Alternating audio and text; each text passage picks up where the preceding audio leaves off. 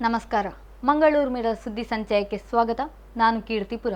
ಆಳ ಸಮುದ್ರದಲ್ಲಿ ಹಡಗೊಂದು ಡಿಕ್ಕಿಯಾಗಿ ದುರಂತಕ್ಕೀಡಾಗಿದ್ದ ಕೇರಳ ಮೂಲದ ಮೀನುಗಾರಿಕಾ ಬೋಟ್ನಲ್ಲಿದ್ದ 9 ಮಂದಿ ಮೀನುಗಾರರಿಗಾಗಿ ಶೋಧ ಕಾರ್ಯ ಇನ್ನೂ ಕೂಡ ಮುಂದುವರೆದಿದೆ. ಆಳ ಸಮುದ್ರದಲ್ಲಿ ಮೀನುಗಾರಿಕೆಗಾಗಿ ತೆರಳಿದ್ದ ರಬ್ಬಾ ಎಂಬ ಬೋಟಿಗೆ ಸಿಂಗಾಪುರ ಮೂಲದ ಹಡಗೊಂದು ಡಿಕ್ಕಿ ಹೊಡೆದಿತ್ತು. ಬೋಟ್ ದುರಂತಕ್ಕೀಡಾಗಿ ಬೋಟ್ನಲ್ಲಿದ್ದ 14 ಮಂದಿ ಮೀನುಗಾರರು ನೀರು ಪಾಲಾಗಿದ್ದರು. ಈ ಸಂದರ್ಭ ಸಿಂಗಾಪುರ ಮೂಲದ ಹಡಗಿನವರು 2 ಮೀನುಗಾರರನ್ನು ರಕ್ಷಣೆ ಮಾಡಿದ್ದರು. ಮತ್ತೆ ಉಳಿದವರು ನೀರು ಪಾಲಾಗಿದ್ದರು.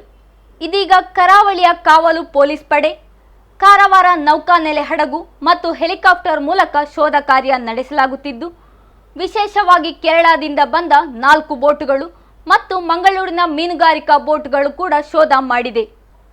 ಆದರೆ ಇಷ್ಟೆಲ್ಲ ಶೋಧದ ಬಳಿಕವೂ ನಾಪತ್ತೆಯಾದ 9 ಮೀನುಗಾರರು ಮಾತ್ರ ಪತ್ತೆಯಾಗಿಲ್ಲ.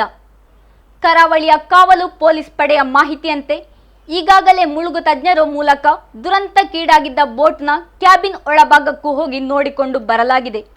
ಆದರೆ ಅಲ್ಲಿ ಯಾವುದೇ ಮೀನುಗಾರರು ಪತ್ತೆಯಾಗಿಲ್ಲ. ಡಿಕ್ಕಿಯಾದ ಬಳಿಕ ಈ ಬೋಟ್ ತೇಲುತ್ತಿತ್ತು. ಆದರೆ ಬುಧವಾರದಂದು ಅದು ಸಂಪೂರ್ಣವಾಗಿ ಮುಳುಗಿದೆ. ಅದರಿಂದ ಮೀನುಗಾರರ ಹುಡುಕಾಟಕ್ಕೆ ಮತ್ತಷ್ಟು ಕಷ್ಟವಾಗಿದೆ ಎಂಬ ಮಾಹಿತಿ ನೀಡಿದ್ದಾರೆ. ಈಗಾಗಲೇ ಈ ಬೋಟ್ನಲ್ಲಿದ್ದ 3 ಮೃತದೇಹವನ್ನು ಹೊರತೆಗೆಯಲಾಗಿದ್ದು, 2 ದೇಹವನ್ನು ಮಂಗಳೂರಿನ ವೆನ್ಲಾಕ್ ಮರಣೋತ್ತರ ಪರೀಕ್ಷೆ ನಡೆಸಿದ ಬಳಿಕ ಮಂಗಳವಾರವೇ ತಮಿಳುನಾಡಿಗೆ ಕಳುಹಿಸಿಕೊಡಲಾಗಿತ್ತು.